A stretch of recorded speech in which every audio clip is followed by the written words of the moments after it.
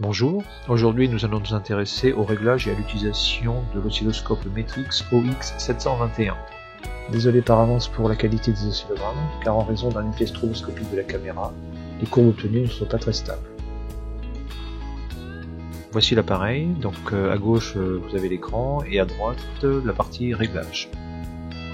L'écran est quadrillé, donc on trouve deux axes, un axe horizontal pour le temps et un axe vertical pour la tension.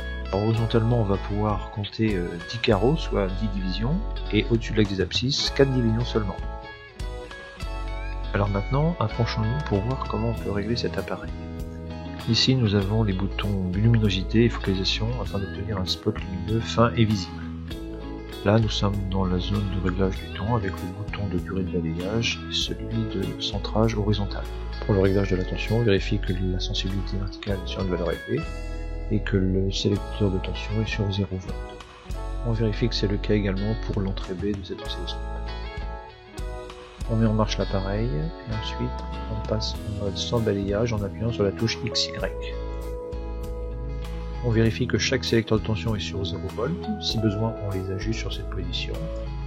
Maintenant que l'appareil a eu le temps de chauffer, donc on va intervenir sur le bouton luminosité pour faire apparaître le spot lumineux. Comme on peut le voir, le spot n'est pas au centre de l'écran, donc on va devoir jouer sur les boutons réglage horizontal, ici, et réglage vertical pour le faire venir au centre de l'écran. Maintenant que le point lumineux est au centre de l'écran, on va intervenir sur sa finesse en jouant sur le bouton focalisation et sur son intensité lumineuse afin d'obtenir un point petit mais visible à l'écran.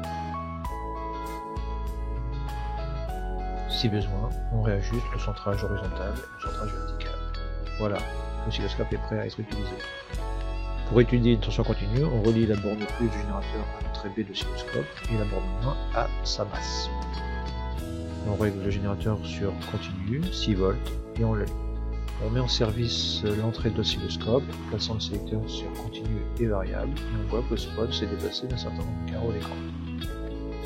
Si on choisit une sensibilité verticale trop petite, le spot sort de l'écran.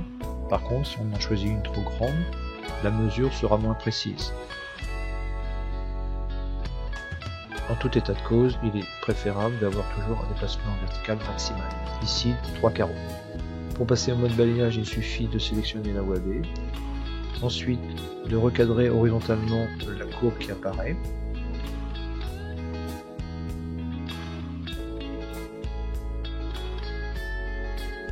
on constate que le déplacement vertical du spot est toujours de 3 carreaux et que maintenant, à cause du balayage, il se déplace de gauche à droite. On obtient ainsi une droite horizontale caractéristique d'une tension continue. Si on souhaite obtenir une tension négative, on peut utiliser le bouton plus ou moins B. On voit alors une ligne horizontale qui s'est décalée de 3 carreaux vers le bas. En appuyant sur le bouton plus ou moins B, on retrouve la situation de départ.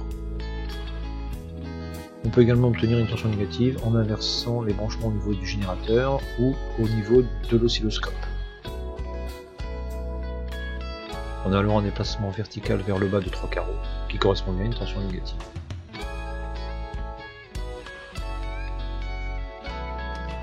En gardant les mêmes réglages, on va maintenant s'intéresser à une tension alternative.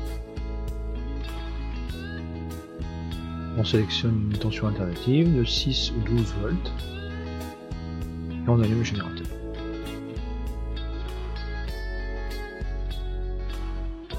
Si la courbe n'est pas visible immédiatement, ne pas hésiter à augmenter l'intensité lumineuse. Comme la courbe dépasse l'écran verticalement, donc on va ajuster la sensibilité verticale.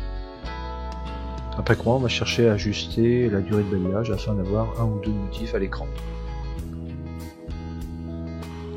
Si comme ici on voit que la courbe défile à l'écran, on va devoir changer de voie et passer de l'entrée B à l'entrée A afin de stabiliser la courbe. On sélectionne la voie A, on refait le 0 si nécessaire et encadre la courbe pour qu'elle soit au centre de l'écran. Après quoi, on met en service la voie A en plaçant le sélecteur sur continu et variable. On règle la sensibilité verticale. Après quoi, on intervient sur le bouton niveau déclenchement de la voie A pour stabiliser la courbe. Voilà. On peut ainsi voir que la déviation verticale du spot est inférieure à 2 carreaux. Pour plus de précision, on peut volontairement décaler la courbe afin que le sommet de celle-ci coïncide avec l'axe central qui est gradué.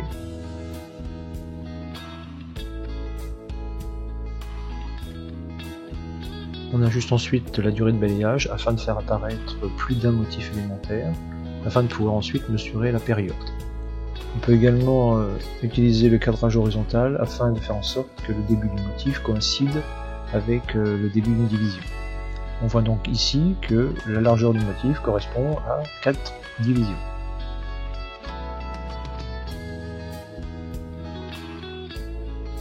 Si l'on veut que le sommet de la courbe coïncide avec l'axe central, il suffit de régler le cadrage horizontal et on peut ensuite lire le nombre de divisions correspondant au déplacement vertical. Voilà, donc c'est ici que s'arrête cette vidéo. Au revoir.